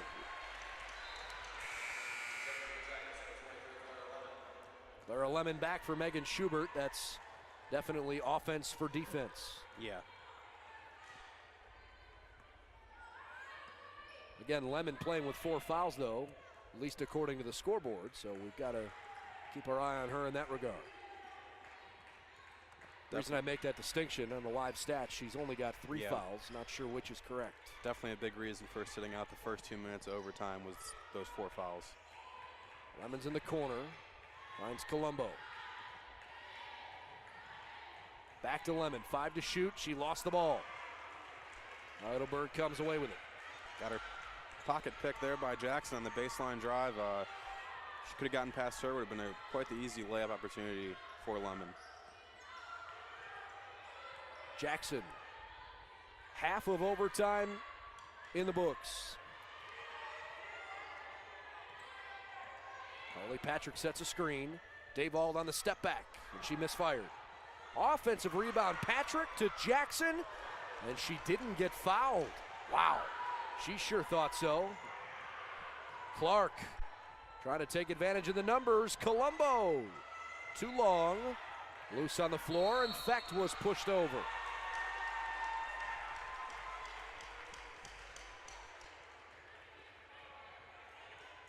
This game is nothing if not spirited. Definitely a hard-fought battle, especially for the Yellow Jackets when you're shooting 31% from the field. Those are the kind of things you got to do in order to stay in the game. Ohio Northern leads Wilmington by 4 late in the 4th quarter. There's less than 4 minutes to go down in Southern Ohio. John Carroll climbing back in. They're only down 2 to Mount Union. Under 2 minutes to go. Capital leads Muskingum by 2 with 5 minutes to play. So tight games all over the OAC tonight. Fecht got the first to tie things up. Both teams really effective from the line tonight, shooting over 90% on both ends. For the lead. Yes. Yeah, you're right. Free throw shooting tonight for both teams. They can both look at each other and say, well, we've taken care of business when needed. Each team has hit 13 out of 14 from the free throw line. And BW leads it once more. Under 2 minutes to play. Both teams with 2 timeouts. BW offensively in the bonus. Poor pass from Pearson, but it's pulled in anyways. Dayvault drives.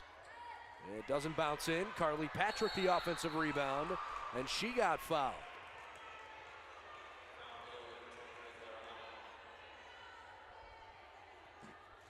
Clara Lemon just fouled for the 5th time, and so she's done. Again, we weren't sure whether it was 4 or 5, and I'm not sure why the live stats only reflected 4 fouls for her, but she just picked up her 5th.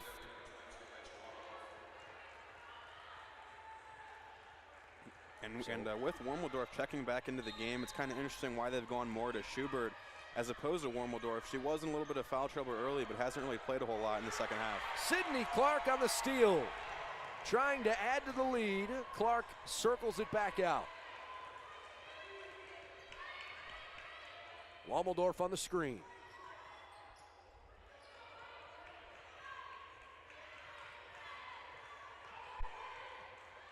Ten seconds to let it go. Colombo saw her opening, hit the deck hard, and she missed the layup. I'll tell you what, Colombo has been defended really well tonight. Really forcing her to take a lot of off balance and really poor layups, really highly contested shots from in the paint, not allowing her to get going a whole lot tonight. 1 minute to go. Jackson stuffed by Clark, but a foul. Sydney Clark, only her second foul. Boy, it looked like she had almost all ball.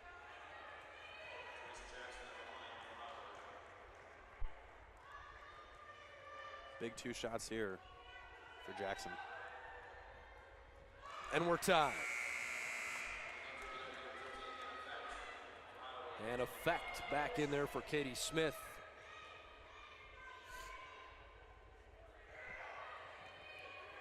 So the Jackets are in OT for only the second time all year. And Jackson gives the lead back to Heidelberg. The only other overtime game was the second of the year when BW won at Case in a non-conference game, 91-86. This is a night where BW has not shot the ball well at all. Riley Schill misses, but she got hit on the side of the head, and she'll shoot 2 free throws. Another effective take by Schill. She's really been dominant, driving to the hoop all night. That time can't convert, but does come up with the foul, and she'll go to the line for 2. Effect and Colombo, typically 2 good playmakers. Both are struggling tonight, hitting just 3 of 13. So somebody else, maybe Riley Schill, has to make it happen. BW calls a timeout. They'll have 1 free throw when we come back at a tie game. Under a minute to go. Don't go anywhere. We'll be back in just a moment on BWYellowJackets.com.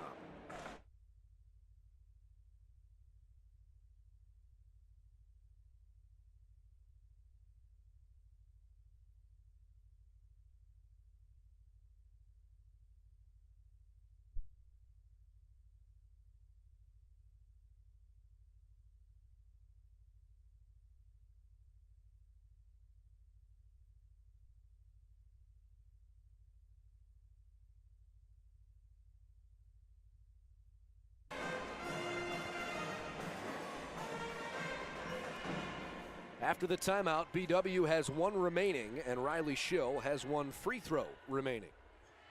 This for the lead with 43 seconds left in overtime. It's still a tie game, and now a foul underneath the basket. No, a timeout instead. All right, so they award the timeout to Heidelberg. Just the second miss from the line for the Yellow Jackets, really coming at an inopportune time. Baldwin Wallace all tied at 65 in over. Across the conference tonight are close, and BW desperately needs a win because Wilmington and Ohio Northern are in a 1-point game with 2 minutes to play. Actually, now it's Wilmington by 1 with under 2 minutes to play. John Carroll's come back with a furious late rally. Mount Union's only scored 6 fourth-quarter points. So the Blue Streaks may be able to knock off Mount Union. BW has everything to gain by pulling one out in overtime tonight.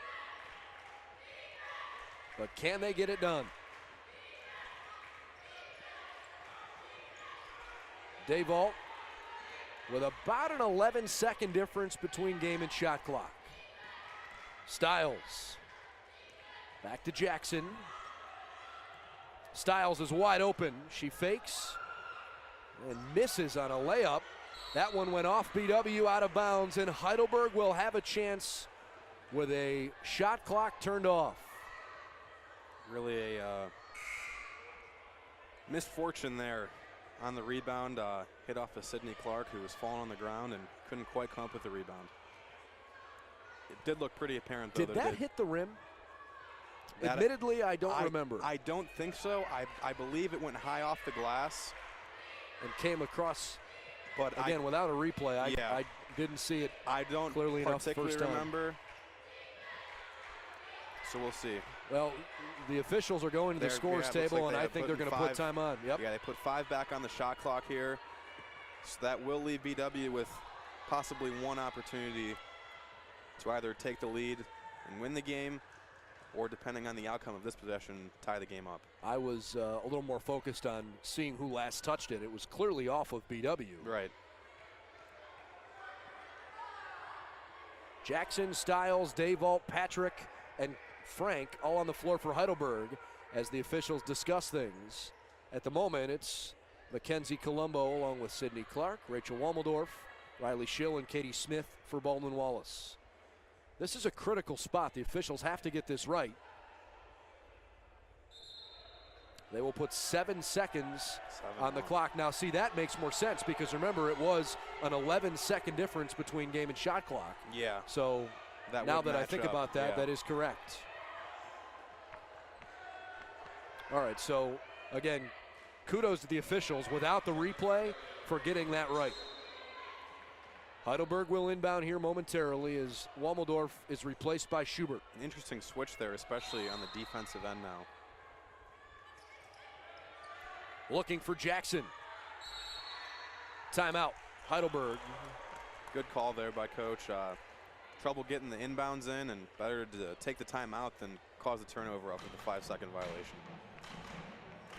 So we have a nail-biter in Berea.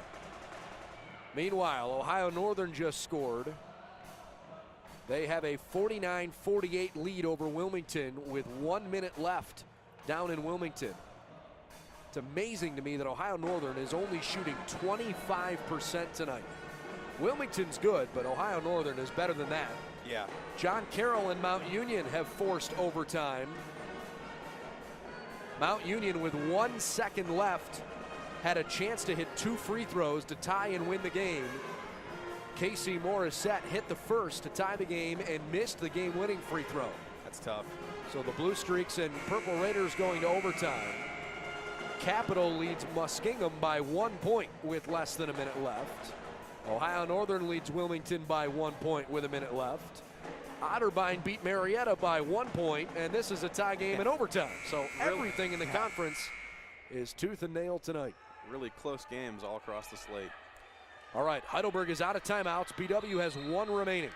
7 seconds to shoot. Jackson on the inbound. Drives the right side. High percentage look, and she got fouled. That's a tough call, especially with 13 seconds left. Usually the refs are a little more lenient, especially on something that's not as clear-cut of a foul as that one. Third against Sydney Clark.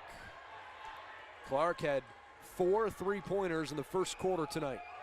Jackson's first free throw is pure. Both teams are better than 90% from the free throw line tonight.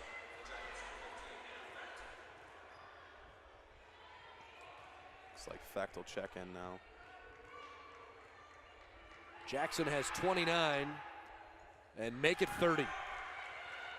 Shot clock is off. BW needs a 2 to tie the game. Riley Schill into the corner. Colombo for the win. Yes! Heidelberg, last second heave. Davault, no good! Mackenzie Colombo from the right corner wins it in overtime.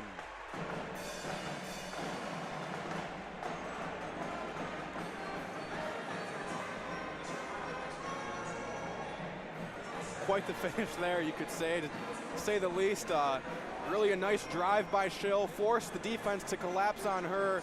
Colombo wide open from 3, one of the better 3-point shooters for the Yellow Jackets. Definitely someone who you want to have the ball in their hands at the end of the game. It's really a great finish all around.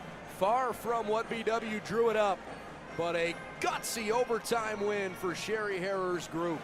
68-67 the final. Coach Harrer joins us next on BWYellowJackets.com.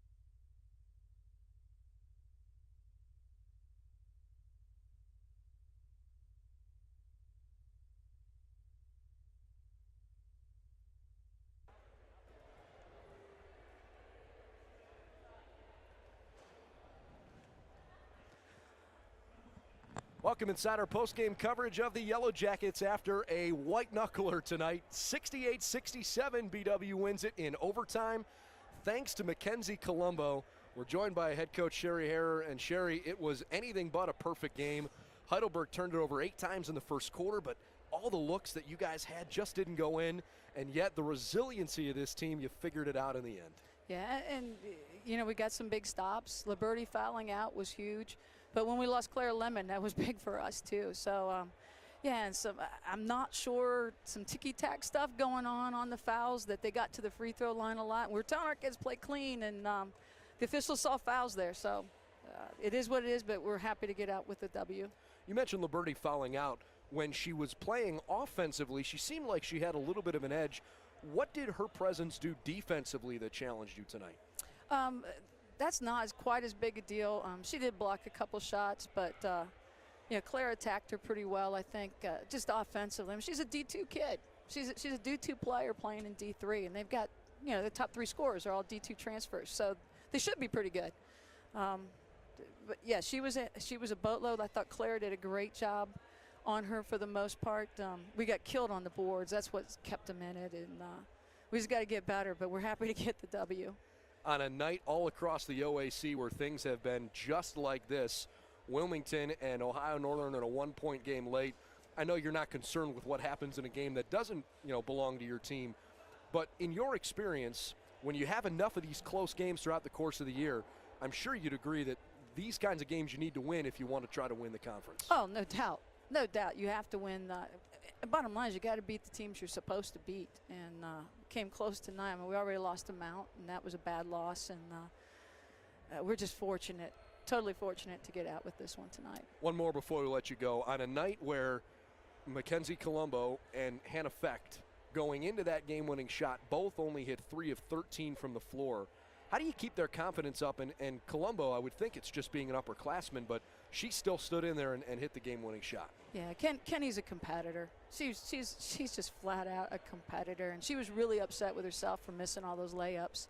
And you know, we might not even go overtime if she makes a couple of those. But Kenny, I'm sure, had in her mind, I'm making up for this. We're knocking this down. We're not getting out of here without a W. Jackets found a way to do it. Congratulations. Thanks, Brendan. All right, more when we come back on BWYellowJackets.com.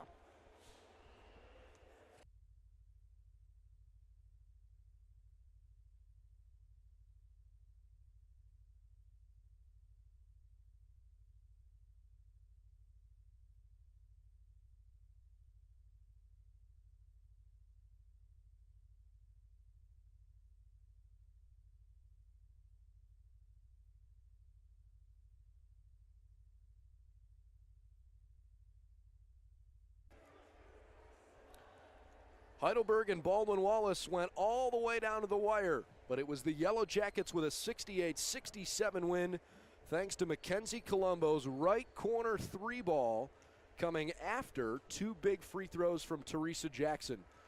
Ryan, it was basically the ending was a little different than the rest of the game. The story of the game tonight was turnovers and missed shots, but clutch free throws and then an even bigger 3-ball to win it. It was a fun ending, no doubt. Yeah, really not the greatest, to say the least, shooting performance by the Yellow Jackets, shooting only 31% from the field and then going 8 of 31 for a 25% clip from deep. Really not the kind of game you want shooting the ball, but in the end, a win's a win for the Yellow Jackets, and especially in a night like tonight where there are a lot of close games around the conference, and with Wilmington and Mount Union, or ONU rather, going into the final seconds of that game as a close one as well. Definitely one that you're going to want to win. Wilmington leads Ohio Northern 51-49, trying to hand Ohio Northern their very first loss of the season. One of only 8 teams in college basketball on the ladies' side in D3 that still hasn't lost. So we'll keep our eye on that one, but at worst, we'll see a 2-way tie for second place in the OAC. And if Wilmington can beat Ohio Northern, actually, you know what? It looks like that game has just gone to overtime. They're tied at 51 heading to overtime. So 3 OAC games go to overtime tonight. Ohio Northern and Wilmington will wrap up after we finish our game, but you can check the OAC website, oac.org, later tonight for results in that one. John Carroll and Mount Union are in overtime. The Blue Streaks dodged a bullet when Mount Union missed a free throw with 1 second left to win the game. But the Purple Raiders have a 65-60 lead. Capital is playing Muskingum at Muskingum tonight, and that game just went final. The Crusaders beat Muskingum 77-73. So Capital goes to 5-6. Muskingum falls to 5-6. Marietta and Otterbein are both 4-7. And if Mount Union wins at John Carroll, they would also move to 5-6. BW with the win tonight, 15-3. They are 8-3 in conference play. And BW is hoping that Ohio Northern hangs on and knocks Wilmington to 8-3 in the conference as well. In terms of some numbers from tonight, who stood out to you? Tonight, obviously, you got Sydney Clark scoring 19 points, 5 of those coming off of 3-point balls, or 5 shots out of her 7 that she made. Went 7 of 15 from the floor, 5 of 7 from deep. Also came up with 9 boards with a game-high tie with Clara Lemon. She also had 9. Also, you got Hannah Fact, Mackenzie Colombo scoring 12 and 10, as well as Riley Shale coming up with a nice 9 points, really doing a good job of attacking the hoop all night. And then on the Heidelberg side, Teresa Jackson, really the one-man wrecking crew. She had 30 and 10, nice double-double for her. Also got Carly Patrick coming up with 9 points, but an even bigger 16 rebounds, one of the top rebounders in the conference. Really story of the game right there. She didn't start, and yet she played incredibly meaningful minutes. Carly Patrick played her butt off late in the ball game, but I don't think you can really take away, with the exception of Colombo winning it for the Yellow Jackets, hard to take away from the 30-point effort tonight from Teresa Jackson. Yeah. She did most of her damage tonight from within 5 to 6 feet of the basket, but of course she hit big free throws all night too. Yeah, really on both ends, great free throw performances, both teams shooting right around 90%. Heidelberg even shooting right around 95, but Jackson really had her way all night, scoring a lot from that low post, couple mid-range shots, as well as a good number of free throws there at the end to really pace the student princes and really keep them in the game the entire night. So BW wins it 68-67 in overtime. Our next broadcast comes your way on Saturday afternoon when the Marietta Pioneers come to town. BW beat Marietta 63-59 in the 4th game of the year back in early December, so they haven't seen each other now in quite a while. Given that it's almost February, you wonder how much progress Marietta has made. They are 10-8 on the season, but they'll come in off of a loss to the Otterbein Cardinals. Heidelberg finishes off a really tough stretch. They've lost 5 games in a row now, and the Student Princes are looking forward to being done with BW and Wilmington. They still have one more game against Ohio Northern, but their next contest is at Otterbein on Saturday, also a 3 o'clock tip. Again, BW now 15-3, 8-3 in the conference. Heidelberg 6-12. They are 3-8 in the OAC. For Ryan Swingle, I'm Brendan Gulick. We'll talk to you on Saturday afternoon for a 2:45 pregame show before the Pioneers and Yellow Jackets take the hard court. Thanks for tuning in. So long from Ursprung Gymnasium. Have a great night, everybody.